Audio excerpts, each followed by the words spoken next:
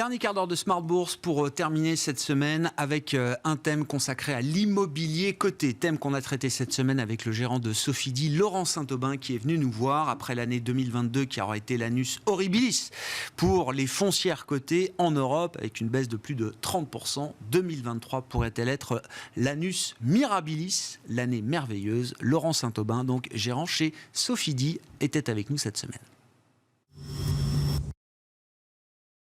La reine d'Angleterre qui a popularisé le mot annus horribilis s'appuyait sur l'expression consacrée qui était annus mirabilis. Ah, donc la vraie expression du jour, c'est annus mirabilis. Donc je remets l'église au milieu du visage. Bon. Écoutez, le cœur de la performance des foncières en 2022 et en 2023, c'est l'évolution des taux. L'évolution des taux qui résulte de l'inflation, mais l'inflation, c'est pas vraiment le sujet, puisqu'en 2022, les foncières ont perdu 32%, alors même qu'elles sont bien protégées, qu'elles protègent bien les investisseurs contre l'inflation grâce à l'indexation. Ouais. Donc c'est vraiment les taux.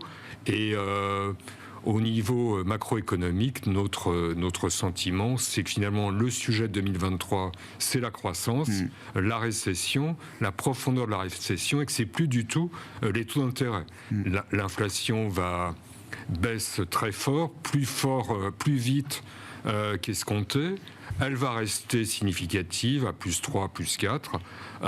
Les banquiers centraux tiennent des discours offensifs, mais c'est leur rôle.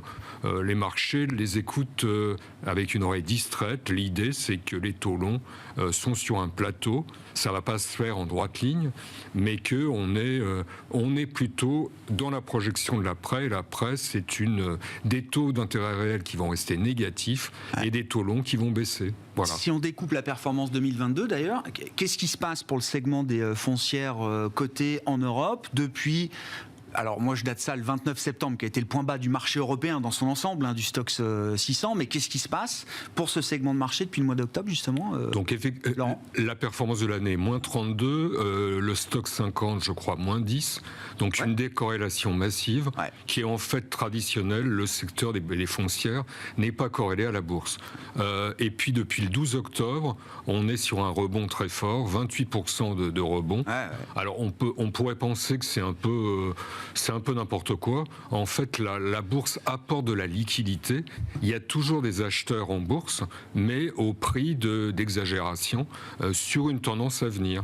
Et donc, on était très exagéré à fin 2022, avec 35% de décote sur les actifs nets réévalués.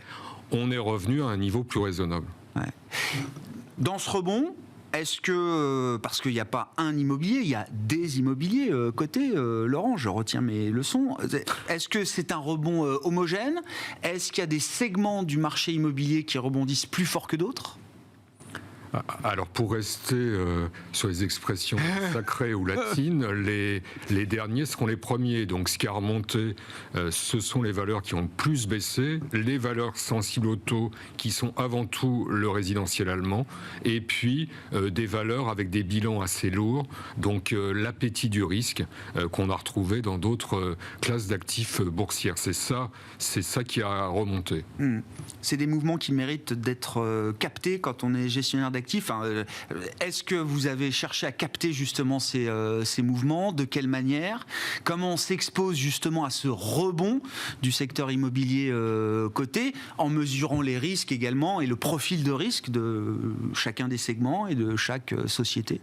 Je dirais que si on est dans un climat de récession peut-être plus grave qu'escompté, le résidentiel c'est une bonne thématique. On l'a vu en 2020 quand tout s'était arrêté. Et la deuxième chose, c'est que j'ai observé que la corrélation était quasiment parfaite entre les taux et le résidentiel. Et le troisième point, c'est que j'étais très sous-pondéré. Donc je me suis massivement repondéré pour revenir à une pondération par rapport à l'indice légèrement supérieure à celle de l'indice. Sachant que je n'oublie pas que ces foncières-là sont très leveragées. Mais il n'y a pas de risque sur les loyers et les financements sont là.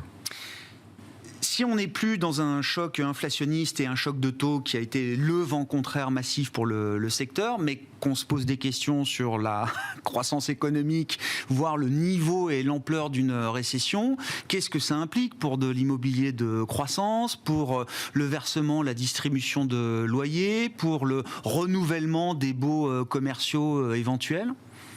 Alors effectivement, l'un des points majeurs de sélection, c'est la capacité pour les foncières d'augmenter leur loyer avec cette fameuse indexation et de maintenir cette hausse des loyers. Donc il y en a certaines, celles qui ont les actifs rares, qui sont en mesure de le faire, d'autres qui ne sont pas en mesure de le faire. Donc c'est dans les gagnants, vous avez le bureau prime, les centres commerciaux de flux, c'est-à-dire ceux dans lesquels vous êtes forcé de passer pour aller prendre l'avion ou le train, et vous avez toutes ces foncières valeurs de croissance, comme les résidences étudiantes, le stockage pour les particuliers et la logistique, la logistique urbaine. Ouais. Voilà. Là, on a vraiment des groupes qui ont du pricing power. Je pense on va le voir au moment des résultats. Ce qui va être scruté au moment des résultats, c'est l'effet de l'indexation, c'est l'effet des hausses de loyer, et c'est l'évolution des valeurs. Puisque la bourse l'an dernier a anticipé la baisse des valeurs, on l'a pas vraiment vu dans l'immobilier physique, dans les produits de placement immobilier non cotés. Là, ça arrive. On va avoir des baisses qui vont être scrutées, qui vont augmenter l'effet de levier. Mais qui seront très variables selon les secteurs. On n'aura quasiment rien en termes de baisse sur les foncières de commerce. On aura de l'ordre de 4 à 6% sur les foncières de bureaux. Et sur la logistique, on devrait aller plus loin. On pourrait avoir des baisses de l'ordre de 10%. Ce qui n'est pas lié à la remise en cause du business model, mais qui est lié au fait que les experts, l'absence de risque sur ce segment était déjà largement pris en compte par les experts. Donc les taux étaient très bas. Ouais. Mais c'est déjà anticipé. On a eu 2 publications de foncières de logistique, une française et une britannique cette semaine, avec de fortes baisses de valeur d'actifs. Les titres se sont très bien comportés. C'est déjà dans les cours. Ouais, on est déjà dans l'après. Ah ouais. La baisse des valeurs d'actifs ne fait plus baisser le cours de bourse de ces sociétés. On est dans une espèce de dystopie où en fait la bourse a prévu quelque chose qui est en train de se réaliser dans la réalité, mais la bourse est déjà passée à autre chose, à l'après. Et l'après, c'est effectivement quels sont ceux qui peuvent maintenir leurs tarifs, mais ça vaut pour l'ensemble de l'économie, quels sont ceux qui vont avoir de telles baisses de volume qui vont être forcés de les baisser. Ouais. Est-ce qu'il faut... qu'est-ce qu'on voit sur le marché physique en termes de transactions ? C'est toujours une question importante, Laurent. Est-ce qu'il faut imaginer une restructuration importante des portefeuilles d'actifs, des grandes foncières, maintenant que, j'allais dire, le passage compliqué est un peu derrière nous? Est-ce que ça nécessite quand même de se poser la question de son périmètre, de son portefeuille d'actifs? Alors, ce que j'entends beaucoup, qu'il y a beaucoup de transactions qui sont annulées, parce que les prix de marché sont inférieurs aux attentes des vendeurs. Ouais. Ce que j'observe aussi, c'est qu'il y a beaucoup de transactions qui se réalisent, et des transactions importantes. On en a eu une qui n'est pas encore confirmée officiellement, mais qui est quasiment certaine, qui est une cession par Immobiliaria Colonial, qui est une foncière de bureaux Madrid, Barcelone, Paris, pour 300 millions de bureaux à Madrid, sur un niveau de valorisation des loyers de 3%. Et ça, c'est une famille qui achète. Donc on a des gens avec des poches profondes, comme on dit, des familles, des fonds souverains, qui sont là et qui achètent. Donc les foncières continuent de vendre.